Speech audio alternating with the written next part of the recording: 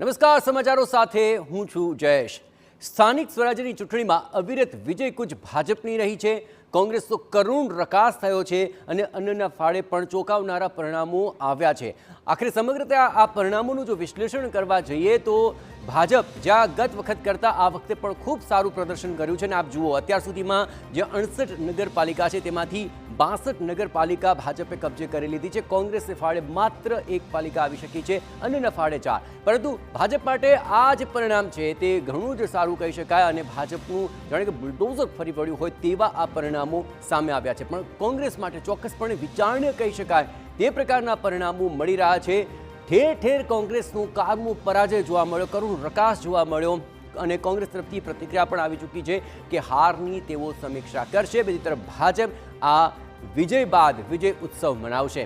પરંતુ આ વખતના પરિણામોની અંદર પણ ઘણા એવા વિસ્તારો છે કે જ્યાં ઘણા જ ચોંકાવનારા પરિણામો આ વખતે સામે આવ્યા છે, જે આ વખતે આ પરિણામોને ઘણા જ રસપ્રદ બનાવી રહ્યા છે। ઓવરઓલ જો તમામ પરિણામોનું વિશ્લેષણ કરવા જઈએ તો અત્યાર સુધીમાં જે પરિણામો આવી રહ્યા છે તેને લઈને આપણે સૌપ્રથમ વાત કરીએ। અહીં મધ્ય ગુજરાતમાંથી 14 બેઠકો ઉપર ભાજપે મહત્વપૂર્ણ જીત હાંસલ કરી છે। આ ઉપરાંત અન્યના ફાળે 2 બેઠકો ગઈ છે, પરંતુ કોંગ્રેસનું અહીં ખાતું પણ નથી ખુલી શક્યું। કોંગ્રેસ માટે ખૂબ જ ગંભીર પરિસ્થિતિ આ મધ્ય ગુજરાતની અંદર જોવા મળી રહી છે, પરંતુ ભાજપે આ ગઢ જાળવી રાખ્યો છે અને મહત્વપૂર્ણ જીત મધ્ય ગુજરાતની અંદર હાંસલ કરી છે। હવે કચ્છ ઝોનની જરા વાત કરી લઈએ। કચ્છની અંદર આપ જોઈ રહ્યા છો 2 બેઠકો આખરે ભાજપે કબજે કરી છે। 2 નગરપાલિકાની અંદર આખરે મહત્વપૂર્ણ જે આ કીર્તિમાન છે તે હાંસલ કર્યો છે। કોંગ્રેસને અહીં પણ કરુણ રકાસનો સામનો કરવો પડ્યો છે। આ એ તમામ પરિણામો છે કે જેને લઈને આ રસપ્રદ પરિણામો લાગી રહ્યા છે અને ઘણી જ રોચક પરિસ્થિતિ આ વખતે પણ સામે આવી રહી છે।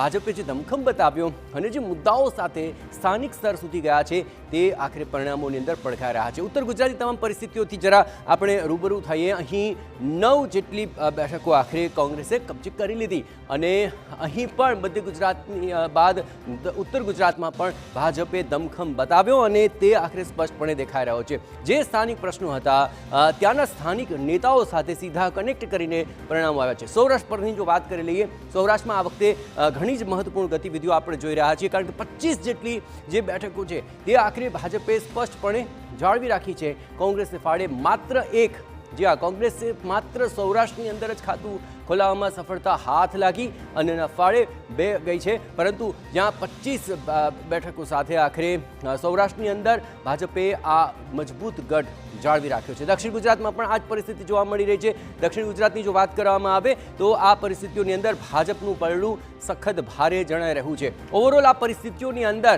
જ્યાં ભાજપ સંપૂર્ણ રીતે એક ક્લીન સ્વીપ કરવા જેવી પરિસ્થિતિની અંદર જોવા મળી રહ્યો છે। કુલ 68 નગરપાલિકાઓમાંથી 62 ઉપર કબજો ભાજપે જમાવ્યો છે અને કોંગ્રેસ માત્ર એક આંકડા સુધી માંડ પહોંચી શક્યું છે। ઓવરઓલ આ જે પરિસ્થિતિઓ છે તેને લઈને પરિણામો એકતરફી ચોક્કસ